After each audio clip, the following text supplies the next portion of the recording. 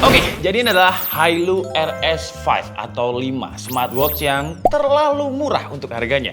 Bayangkan ya, harganya 500 ribuan, dia punya dimensi 2,1 inch, layarnya udah pakai AMOLED. Dia punya 150 workout modes, baterai diklaim bisa tahan sampai 20 hari, strapnya bisa di custom. Ada fitur health management, terus framenya ini pakai metal. Bayangin, 500 ribuan, fiturnya sebanyak itu. Kayaknya yang bikin smartwatch ini sesuai dengan nama brandnya deh. Dia lagi Hailu.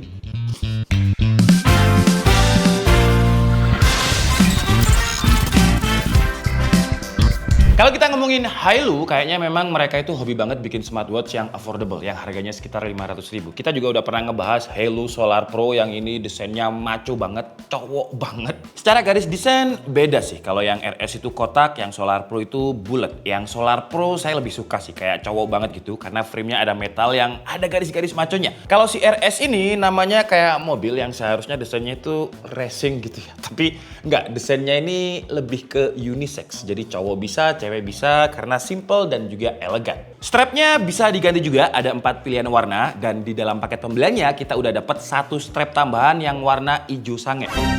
Hijau sage. Kamu ini berdosa banget.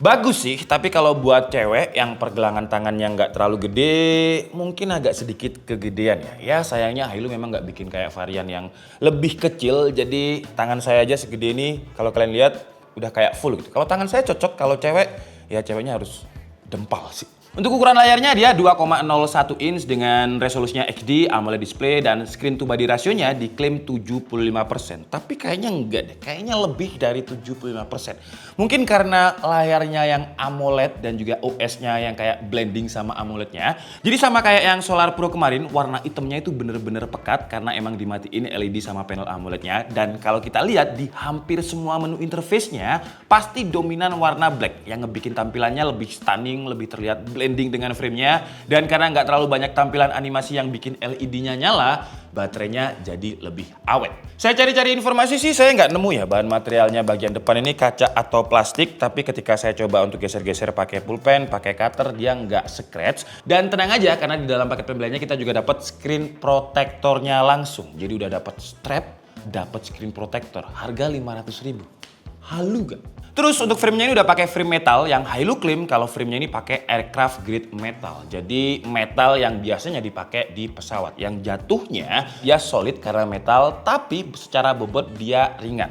Sayangnya di bagian belakangnya ini masih pakai plastik, tapi perpaduan antara metal air grade dan juga polikarbonat plastiknya ini bikin bobotnya nggak terlalu berat, walaupun dimensinya lumayan gede ya, 2,01 inch. Bobotnya kalau tanpa strap ada di 34,5 gram, kalau pakai strap rubber di 50,2 gram. Nah kalau dipasang sama strap nilonnya itu ada di 42,7 gram. Memang kalau dipakai ya feel-nya lebih enak Solar Pro ya, karena dia lebih ringan. Ini kalau misalkan kita buat tidur masih agak sedikit ya ganjel-ganjel. Tapi overall kalau dilihat sekilas dari desainnya, apalagi kalau kita pakai strapnya yang hijau ini, wah orang nggak nyangka kalau ini desain dari smartwatch yang harganya cuma 500 ribuan. Sebelum kita bahas menu dan juga fitur-fiturnya, pas pertama kali saya nyalain si Hailu RS5 ini, dia langsung minta disambungin ke aplikasi Hailu Fun. Yang ini bisa kita download di App Store ataupun Play Store. Jadi kita bisa koneksikan ke iPhone ataupun ke Android. Dan ketika pertama kali saya nyambungin ke iPhone juga lancar dan cepet banget loh. Nggak terlalu banyak babi bu, dia langsung connect. Dan di aplikasinya ini kita bisa lihat all day health monitoringnya. Ada menu-menu workout dan semua pengaturan smartwatch-nya. Dan yang pasti kelihatan di awal ya watch face-nya. Banyak banget pilihannya di aplikasinya tadi. Kalau kalian pengen gayanya casual bisa pakai tema analog kayak gini. Kalau pengen sporty bisa pilih yang digital kayak gini. Terus kalau kita geser dari kiri ke kanan muncul shortcut setting, toolbox, mood, respiration rate, dan lain-lain. Cuman sayangnya untuk shortcutnya ini kita nggak bisa milih. Jadi udah defaultnya kayak gitu, nggak bisa kita atur juga. Kalau kita geser dari bawah ke atas, kita bisa lihat notifikasi WhatsApp atau aplikasi lainnya yang emang udah kita aktifkan dari smartphone, pengen notifnya yang masuk ke smartwatch-nya itu apa aja. Kalau dari kanan ke kiri, kita bisa lihat ada menu message, terus health monitoring, sleep monitoring, dan juga ada icon mikrofon, tapi itu bukan mikrofon ya. Ini kayak semacam voice assistant yang bisa terkoneksi dengan Siri dan juga Google. Dan kalau kita ngomongin all day health monitoring untuk harga 500.000, fiturnya ini banyak sih. Ya kalau heart rate, stress, sleep, blood oxygen, female health buat cewek itu kan standar ya. Tapi yang menarik di sini ada menu tambahan, yaitu menu mood yang bisa deteksi mood kita kayak gimana. Dan sekarang saya coba tes ya, mood saya ini sekarang lagi gimana. Apakah dia sok tahu, apa memang beneran dia tahu. Mood saya sekarang itu lagi ya flat aja sih, banyak cicilan ya standar aja lah. Tapi kok lama ini, berapa menit nih? Kita coba lihat, ini udah processing. Wah, moodnya katanya happy ya. Ini ada emote ikan yang warna biru ini, katanya saya happy. Suka-suka dia lah ya, karena saya juga nggak happy-happy banget sebenarnya. Terus juga ada menu breathing exercise, yang ini di smartwatch lain ada, tapi juga ada respiratory rate. Ini kayak ngukur berapa pace kita ketika bernafas ya. Jadi kalau misalkan terlalu rendah nggak bagus, tapi standarnya sebentar. Kita coba lihat untuk standarnya. Nah ini respiratory rate. Jadi dia bakalan ngedeteksi kalau tarikan nafas kita itu normal nggak sih. Dan hasilnya respiratory rate saya 17 BPM, yang ini sih angkanya normal ya. Dan selain dia udah touchscreen, dia juga ada digital crown-nya yang bisa kita geser-geser, yang suaranya sih mirip-mirip sama Apple Watch, tapi feel-nya ya jauh ya kalau dibandingkan dengan Apple Watch ya, mengingat harganya 500.000, wajar sih. Dan dia nggak ada haptic feedback-nya, jadi kalau misalkan kita putar-putar seperti ini, dia nggak ada kayak getaran yang ya vibration-nya nggak ada. Tapi untuk tombolnya, ya oke lah untuk harga 500.000. Lanjut kita bahas 150 lebih workout mode-nya. Yang kalian mau olahraga apapun kayaknya di sini ada deh. Siapa yang mau workout dengan 150 lebih genre itu kayaknya nggak mungkin juga. Biasanya saya cuma lari, sepedaan, terus juga workout di gym, itu aja. Sisanya kayak berenang, diving, itu saya nggak pernah. Dan kalau kita lihat di menu workout-nya ini, wah ada banyak banget lah. Dan kalau kalian yang suka renang, tenang aja karena walaupun harganya 500.000, tapi dia punya sertifikasi IP rating IP68 yang bisa masuk ke kolam renang, kolam air tawar ya, bukan air laut. Itu sekitar 30 menit di kedalaman 1 meter. Tapi untuk harga 500.000 IP68, gila. Halu.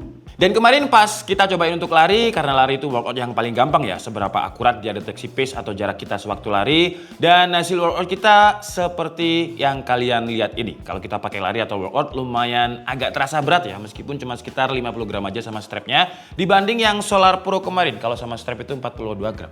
Karena kalau lari, ya kalau awal-awal sih kayak masih enak ya. Tapi kalau udah terlalu lama, karena bebannya lumayan berat, kayak ngeganjel gitu loh.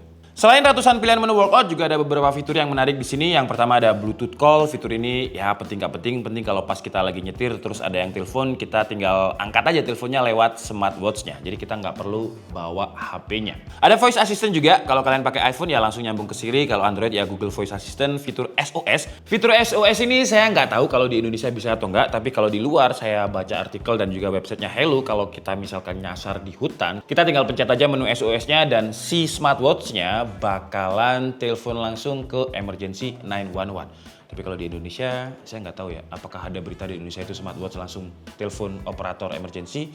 Kayaknya saya belum pernah denger deh. Lanjut untuk baterai. Untuk baterai ini kalau saya baca di websitenya Hailu, diklaim bisa tahan sampai 20 hari ketika AOD-nya mati. Saya nggak tahu tesnya Hailu itu idle atau gimana.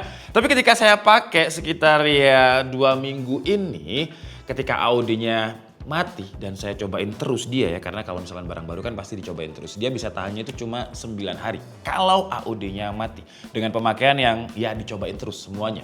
Tapi kalau misalkan nggak terlalu sering dipakai mungkin bisa sampai 20 hari, tapi pemakaian saya sih 9 hari. Terus kalau AOD-nya nyala, kita coba itu dia tahan cuma sekitar ya 4 hari aja, meskipun di sini kapasitas baterainya sama-sama 300 mAh kayak si Solar Pro kemarin. Tapi entah kenapa si RS5 ini kayak yang saya rasain dia lebih boros ketimbang Solar Pro. Mungkin karena dimensi layarnya lebih gede ya, jadi nyedot baterainya lebih banyak. Kalau untuk waktu pengecasannya ya kurang lebih sama dengan yang Solar Pro ini, 0 ke 100% dia butuh waktu sekitar 2 jam. Oke lah, jadi mungkin cukup segitu aja video review dari smartwatch yang halu ini. Karena sama kayak Solar Pro, harganya menurut saya terlalu halu, terlalu murah. Harganya itu 579.000, bukan 599 ya. Karena biasanya komplain kalau 599 bilang aja 600 bang. Tapi kalau 579 saya harus bilang berapa tuh? 500.000 atau 600.000? 579.000 untuk fiturnya yang punya ukuran layar lebih gede, 2,01 inch, resolusinya XD, terus pakai panel AMOLED yang kayak nyambung dengan OS-nya. Jadi animasinya itu kayak lebih blending aja dengan frame metalnya. Fitur-fiturnya lengkap kayak 150 plus workout mode tadi, terus juga ada all day health management, plus ada mood dan juga respiratory mode yang belum saya temuin di smartwatch 500 ribuan yang lain. Desainnya buat acara casual oke, buat workout juga oke, tinggal ganti watch face-nya aja. Ya meskipun kekurangannya menurut saya agak terlalu berat ya kalau dipakai workout, nggak kayak si Solar Pro. Apalagi kalau kita pakai tidur untuk mengetahui kualitas tidur kita dengan sleep monitoringnya. Terus kekurangan lain kalau kalian tanya GPS ya harga segini pasti nggak ada GPS-nya ya. Jadi kalau kalian bawa lari atau cycling kalian harus bawa smartphone kalian. Jadi numpang sama GPS smartphone. Terus baterainya nggak seawet si Solar Pro. Tapi overall dengan harga 579.000 kalau kalian nggak suka desainnya Solar Pro yang terlalu cowok banget, terlalu maco banget. Desainnya pengen yang casual, elegan. Apalagi kalau kita ganti strap warna putih dan hijau sagenya tadi. Menurut saya dengan harga 500.000 kalau kalian carinya smartwatch yang casual, elegan, ini bisa jadi referensi yang menarik banget sih. Karena kompetitornya kayak belum ada fitur yang selengkap ini. Saya Nika Setiabudi and see you on the next video. Bye-bye. Tapi bagus Solar Pro gak sih? Kayak wah, kelihatan 2 jutaan gitu. Ini 1 jutaan lah.